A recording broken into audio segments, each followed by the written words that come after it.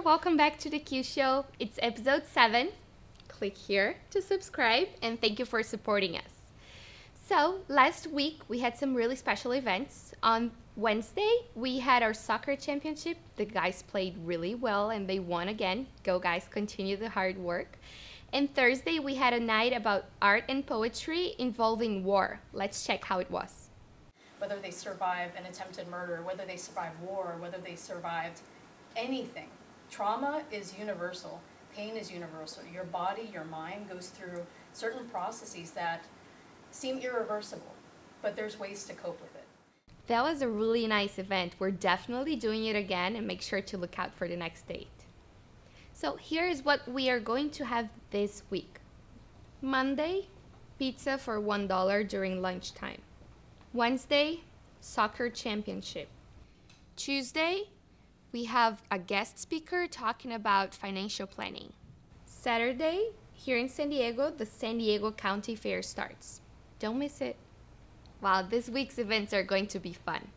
So last week, after Marga mentioned how good her teachers are, we received a lot of requests from other students for me to bring a teacher here. So today, our special guest is our newest teacher, Ryan.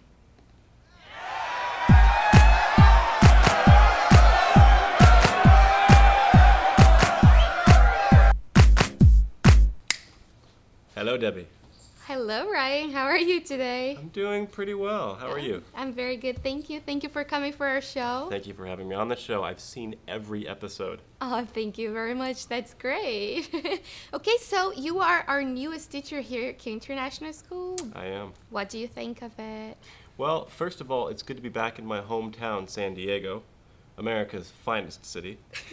And it's really good because I get to continue doing what I've been doing the last 7 years. And I get to do it instead of in another country, I get to do it in my own country and in my own home. Oh, that's my own great. city. So it's fantastic. I mean, I really like it. And as far as Q International, I mean, it's fantastic. It's got absolutely the best environment inside as well as outside. You have these wonderful couches. You have the gong that starts the class. Yes, I love that one. It's just very friendly and an open environment, and it makes you kind of feel like you're at home.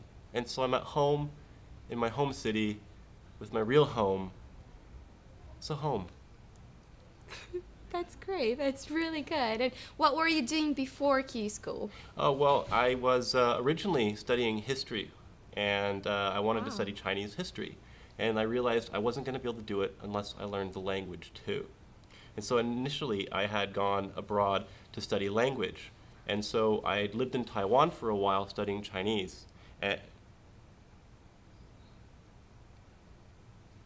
And are you copying me? No. So I lived in Taiwan for a while, and I learned Chinese. I was a language student myself for several years. And then I moved to Beijing. I started teaching ESL in Taiwan. Then I continued teaching in ESL in Beijing. And I was working there for several years and learning Chinese and teaching English. That's great. So now you're fluent in Chinese and English. Yes. That's great. That's really interesting. Yeah. Chinese is a very, very hard language. Yeah, it is very difficult, but ultimately it's just about learning another language. And so actually today, I'd like to share with you all my 5 tips of being a successful language learner. This is what I've learned myself. Oh, yes, sure. Please share with us. All right, so tip number 1 is go to class every day and be on time.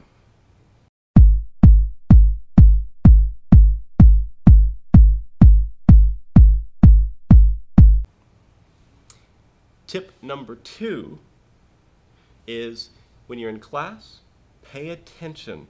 Don't just stare at your cell phone. Candy Crush, yeah. Tip number 3 is to always practice the language you're learning, and don't speak your own language if you can help it. 上个周末在干嘛？ I just hung out with my wife and my son. What did you girls do? 我们去逛街了，然后还去摘了草莓。 Oh, that's fantastic. I don't know what they're saying. Ah! Tip number 4 is do your homework. do your homework. And tip number 5, come to class prepared.